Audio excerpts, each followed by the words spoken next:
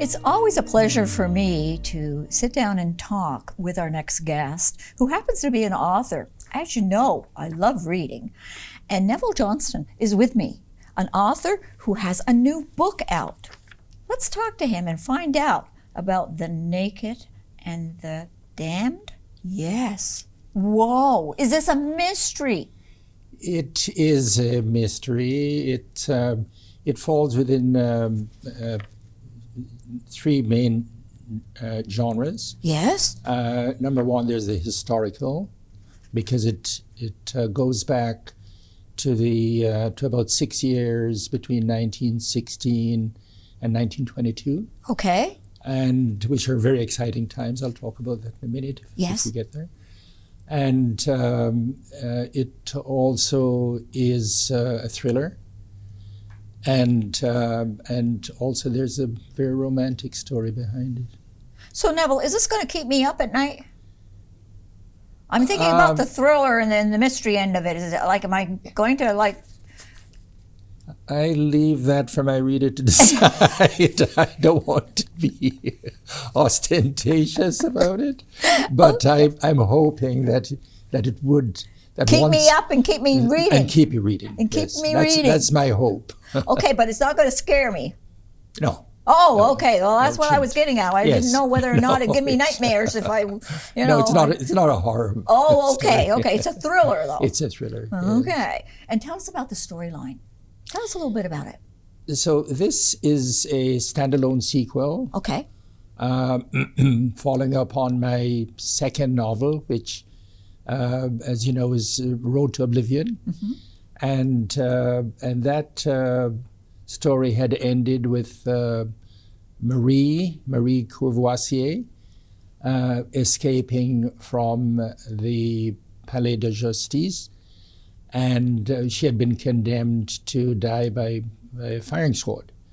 And she escaped, and it picks up her life from the time when she enters New York City. And so New York City plays a significant role in her life. And from New York City, the story leads you with her in Switzerland. So it takes place in one country and moves to another country. Yes. And we're following her life. Yes. And she's on the run? She's on the run. She's on the run. And okay. In Road to Oblivion, her nemesis was an inspector from the Paris police, and his name was Burke, and Burke ends up chasing her. And it takes Burke in his passion to catch her. He ends up in Sicily and Italy. Okay. But I won't give much more. Okay. Well, all right. It does sound... Whoa. Yes. Describe Pierre for us. What is he like? The gentleman that is chasing Marie to try... Burke. Burke. Yes, Pierre. Yes. Yeah, Pierre Burke. Is that his name, Pierre? Yes. Yeah, Pierre, the parish police person. Yes. What describe him for us. He was very mysterious in Road to Oblivion at the start. Okay. Because Osby and Marie, well, mainly Osby, kept seeing this man dressed in a beige overcoat. Yes. And a special hat. Mm-hmm. And he was very persistent, and he went, in that story, he went all the way into Berlin to rescue Osby. Yes. And it was all for the purpose of entrapping Marie. Mm-hmm. And so he was determined that he would see Marie succumb to the firing squad. So he wanted to recapture her. He wanted to recapture her. So he was a little devious along the way. Yes, Yes, he was. Ooh. Yes, and he did his homework. Yes. Do you think that he was liked by his co-workers? The only co-worker that we have him working with was his assistant, who was very obsequious. And Okay. so that we didn't get into that No, too no, much. no, Yes. no. I just wondered from Yes. from reading the book, and I thought, I don't know if I'd want to meet Pierre or not. I don't know if I'd want to sit down and have a conversation with him. I just didn't. I didn't. No, I just didn't. I didn't like him. I'm sorry. Yeah. One area of great interest is when he first met the priest. Yes. And then it was a game of cat and mouse. It was. I like the And priest. they sure didn't get along together. No, they definitely did not. But we can understand why Yes. as we're reading why Yes. it all turned out the way it did. But no, I like the priest. I thought that he was a nice fellow. But Pierre, I don't know about he was him. nice in a certain sense, but there's the undertone of being connected with the mafia. Yes, there was, and you have brought in Giuseppe Morello. Yes. Yes. And this is where your research was Yes. into the mafia Yes. during that period of Yes. time. You'll find especially in this novel, that a lot of the characters were real characters. For example, even the district attorney in New York City, it's Swan. He existed. And then, of course, President Warren Harding and his wife Florence. And so what I like to do is to take the fictional characters and have them interacting with the real personages. Yes. And Giuseppe, he did go to prison, didn't he? Yes, he was in prison. yeah. He was in prison. He was sentenced to, I think it was about 25 years, and he got a presidential pardon. Which, I'm amazed at that. And but they worked with the mafia Yes. in the area, Yes. and therefore whatever was helpful to Yes. the police, Right. they would take that route. That's right. And Yeah, but you have to wonder what I left an area of suspicion as to the connection between Giuseppe Morello and President Harding. Yeah. Question mark. So now he actually had a deformity, his hand, Yes. didn't he? Yeah, his nickname was the Clutch Hand Yes. because he had a hand which I think he had one finger, and he was deformed since birth. Yes. And the mafia they're always using nicknames for people. Yeah.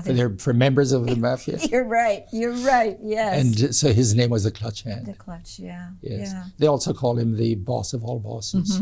I read that. Yeah. Wow. So when he actually he was they call it a king boss. Is that what they call it? The boss of The boss of all bosses. of a They called him capo de capi. They called him. yeah. Yeah. Yes. Boss of all bosses. Yes.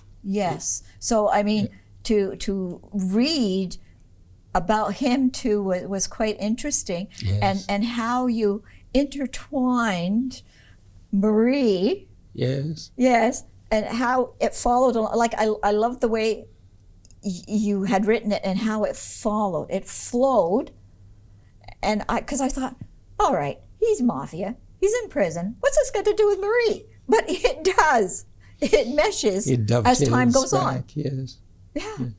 Yeah. So it's awesome. And you've educated me on the mafia, because I really don't know anything about mafia. Yes. And- Those are the early days of the mafia. Yeah. Yes.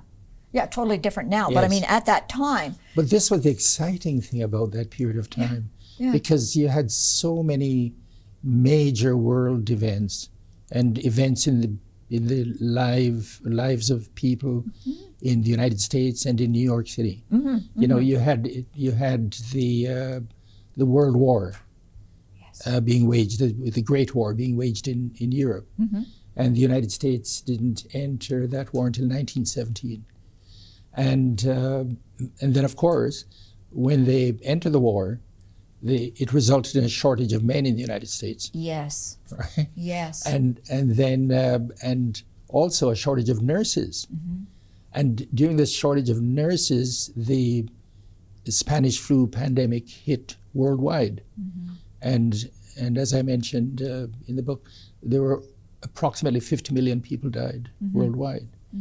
And then you had the temperance movement.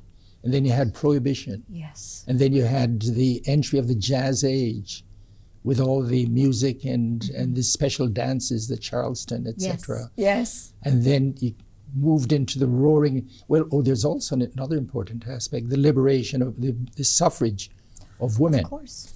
Because that's when they first got the vote. And suddenly a new type of woman came about. Was emerging, right? With yes. the right to vote. And with Maria, she was actually a nurse, wasn't she? Yes, she was. Yes. So I mean, and she was a nurse, a French nurse, who had been trained by the American Red Cross in the United States, and so she had been in the United States for a short time. Yes. Previously, and that's where her connection with another nurse, Gina Ribaldi, came in. Yes. Yes. But I've got to mention this to you when I talk about the real interacting with the fictitious. Yes. And I really loved writing this part. Rudolph Valentino. Everybody's heard of Rudolph Valentino, the great actor. Yes. And F. Scott Fitzgerald. And so and as you know, F. Scott Fitzgerald wrote The Great Gatsby. And this event, this party took place before The Great Gatsby had been written, because that was written, I think, about 1924, and we're talking here about maybe 1921, 22. And there was a party thrown by Jay Gatsby in The Great Gatsby. Yes. And but he hadn't existed at the time. Yeah. And one of the guests was the creator of The Great Gatsby, was F. Scott Fitzgerald. He was at the party. And so you get that interrelationship. Yes, you get the setting.